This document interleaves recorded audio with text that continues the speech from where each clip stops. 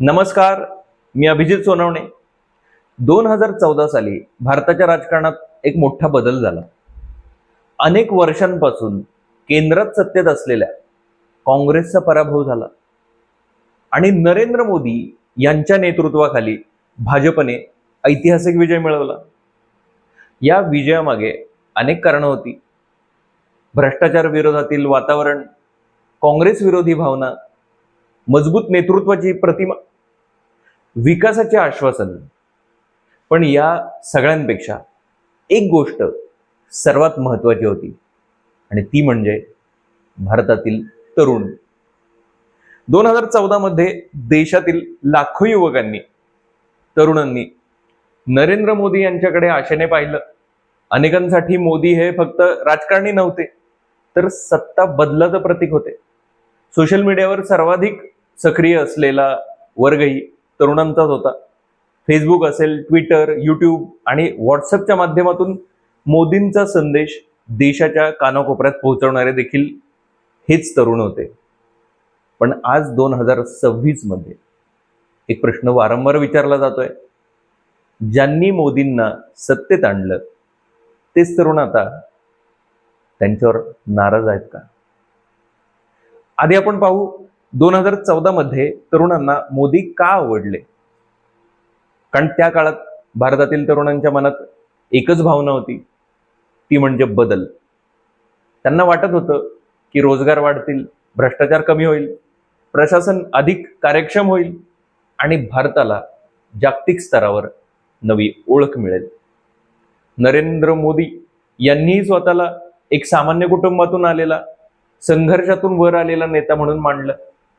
त्यामुळे मध्यमवर्गीय आणि निम्न मध्यमवर्गीय आपण ज्याला म्हणू, त्या तरुण हे जे होते त्यांच्याशी भावनिकरित्या जोडले गेले.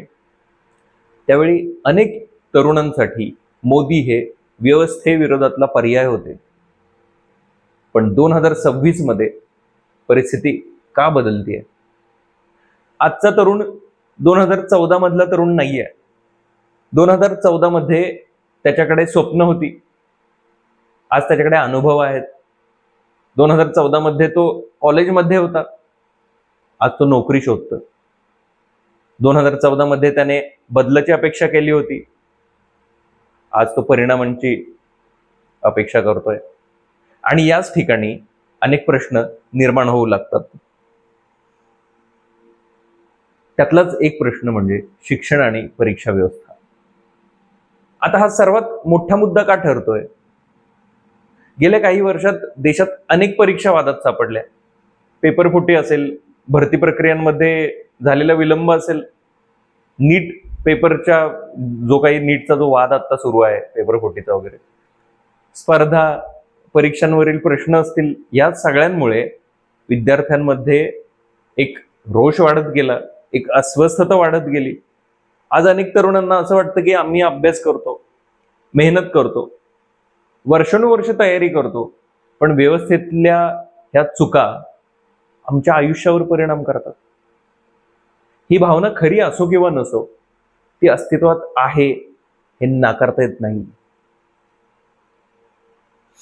आता या सगळ्या परिस्थितीत सीजेपी आणि अभिजित दिपके यांचा उदय काय सांगतो? कॉंग्रेस जनता पार्टी हा विषय अनेकांनी विनोद म्हणून घेतला, पण त्यामागे एक वेगळं वास्तव दिसलं. जर एखादी इंटरनेटवरची चळवळ जी आहे ती लाखो तरुणांपर्यंत जर पोहोचत असेल, तर त्यामागे केवळ एक सोशल मीडियाचं केवळ याचं अल्गोरिदम नसतं, त्यामागे असते एखादी भावना. आज ती भावना आहे दुर्लक्षित असल्याची, ऐकून न घेतल्याची आणि व्यवस्थेपासून दुरावल्याची.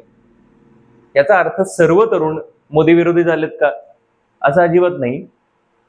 पण याचा अर्थ असा नक्की आहे की तरुणांमधील एक वर्ग अस्वस्थ नक्की आहे. सरकारची सर्वात मोठी ताकदच आता प्रश्न विचारते आहे का सरकारला, असं चित्र दिसायला लागले. भारतीय जनता पक्षाची सर्वात मोठी ताकद गेल्या दशकभरात काय होती? तरुण. सोशल मीडिया असेल, सोशल मीडिया किंवा पहिल्यांदाच मतदान करणारे जे मतदार असतील, शहरातला मध्यम वर्ग असेल, आजही या वर्गातील मोठा भाग भाजपसोबतच आहे. पण याच वर्गातील काही लोक आता प्रश्न विचारताना दिसत आहेत. आणि राजकारणात एक गोष्ट लक्षात ठेवावी लागते, समर्थक विरोधक बनणं हा मोठा बदल असू शकतो, पण समर्थक प्रश्न विचारायला लागणे हा त्याहून मोठा बदल असतो आणि एक खतरे की घंटी होतीये. आता ह्या सगळ्यांमध्ये विरोधकांचा गैरसमज झालेला पाहायला मिळतोय. आज अनेक विरोधी पक्ष असा समज करून घेत आहेत की युवकांमधील जी तरुणांमधली अस्वस्थता आहे म्हणजे मोदी युग संपलं. मला असं वाटतं की हा निष्कर्ष घ्यायचा असेल, कारण अजूनही काही प्रमाणावर तरुण जे आहेत ते मोदींच्या नेतृत्वावर विश्वास ठेवतात. हिंदू धर्माच्या सुरक्षेच्या मुद्द्यावर त्यांना पसंती देतात. म्हणूनच चित्र इतकं सोपं नाही. पण भाजपनेही एक गोष्ट समजून घेतली पाहिजे. 2014 मध्ये ज्यांनी मोदींना साथ दिली ती पिढी आता प्रौढ झाली आहे. त्या पिढीसमोर आज प्रश्न आहेत करिअरचे, नोकरीचे, शिक्षणाचे, महागाईचे आणि भविष्याचे. ही पिढी आज फक्त घोषणांवर समाधानी राहत नाही, ती परिणाम मागते. आणि जेव्हा परिणाम दिसत नाहीत असं तिला वाटतं तेव्हा ती प्रश्न विचारते. आजची लढाई मोदी विरुद्ध राहुल गांधी नाही किंवा मोदी विरुद्ध अभिजित दीपकेही नाही. खरी लढाई आहे अपेक्षा विरुद्ध वास्तव. 2014 मध्ये निर्माण झालेल्या अपेक्षा आणि 2026 मधलं वास्तव यांच्यातलं अंतर खूप मोठं आहे. आणि हा प्रश्न पुढील दशकातील राजकारण ठरवू शकतो. ह्या सगळ्यावरून जे काही आता चाललेलं आहे किंवा हा जो व्हिडिओ आपण पाहिला याच्यावरून एक निष्कर्ष आपण काढू शकतो की मोदींचे सर्वात मोठे समर्थक आता त्यांच्यावरती नाराज आहेत का, याच्याबद्दल मी तर बोललेलोच आहे. पण तुमच्या प्रतिक्रिया, तुमचं मत काय आहे हे कमेंट बॉक्समध्ये नक्की कळवा. पण एक गोष्ट नक्की आहे, ज्या तरुणांनी नरेंद्र मोदी यांना देशाच्या राजकारणाच्या केंद्रस्थानी आणलं त्याच तरुणांचा एक भाग आता अधिक प्रश्न विचारतोय. तो सरकारला प्रश्न विचारतोय, शिक्षण व्यवस्थेला प्रश्न विचारतोय, न्याय व्यवस्थेला प्रश्न विचारतोय, माध्यमांना प्रश्न विचारतोय. आणि कदाचित हाच लोकशाहीचा सर्वात महत्वाचा क्षण असू शकतो. कारण कोणत्याही सरकारची खरी परीक्षा विरोधक घेत नाहीत, ती परीक्षा घेतात ते त्याचे स्वतःचे समर्थक.